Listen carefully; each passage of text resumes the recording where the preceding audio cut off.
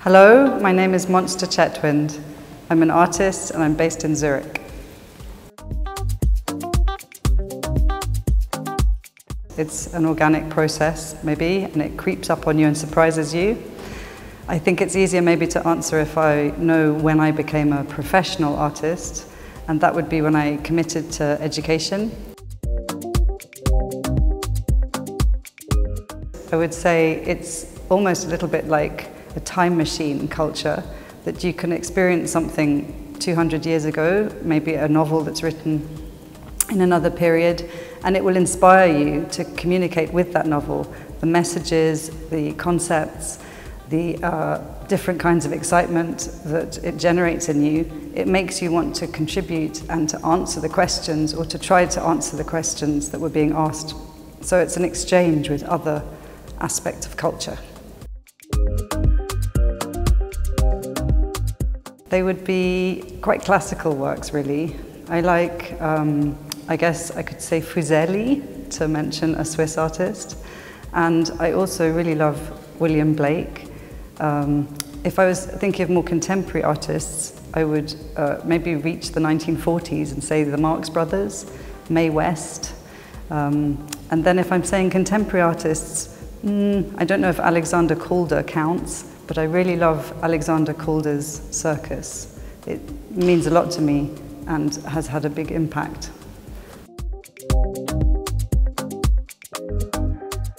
What determines the value of an artwork is a very tricky question, because you're not necessarily making it clear whether you're talking about the art market or the value as a concept. So maybe they're entangled, but I would say that an artwork is valuable when it's communicating to an audience and when it dances between verbal communication and non-verbal communication.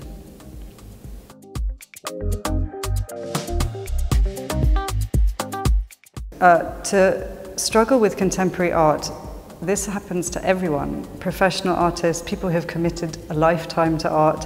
So if there's a person who comes to contemporary art and they don't understand anything in the gallery and they feel left out, that instead of feeling rejected, they should feel a little bit of a irritation to know what's going on, and they should ask, and they should read the press release, ask the people who've put the show on, and really it's to do with a lifelong obsession that they're entering into potentially, but feeling like you don't know what is going on is part of it.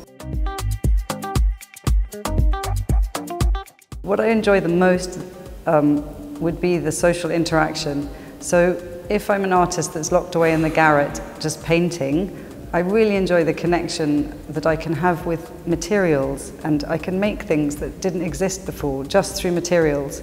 But at the same time, if I was only working in a garret on my own, I would be very lonely. And so I really enjoy the social and intense level of conversation I get to through the art I make.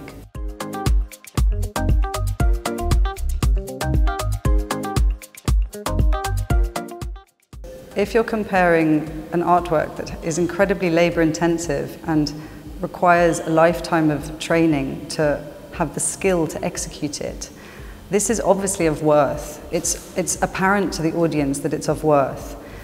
The difference is, with conceptual art, the artist is incredibly clever, and they've had a lifetime of questioning to come up with the breakthrough that they've had.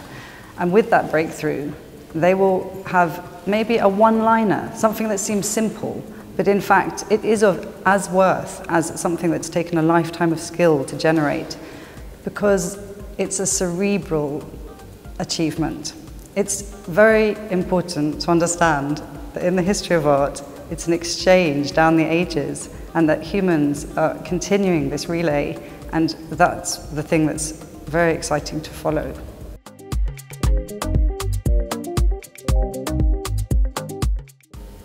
A world without boundaries would be potentially dangerous for me, because I think maybe it's what I'm fighting for or what I'm striving for. So if the world didn't have any boundaries, maybe I would just sit in an easy chair and relax for once. But maybe it's a negative answer. Maybe I should be more positive and say that if there was no boundaries, I would be a Dionysian imp and perpetually partying.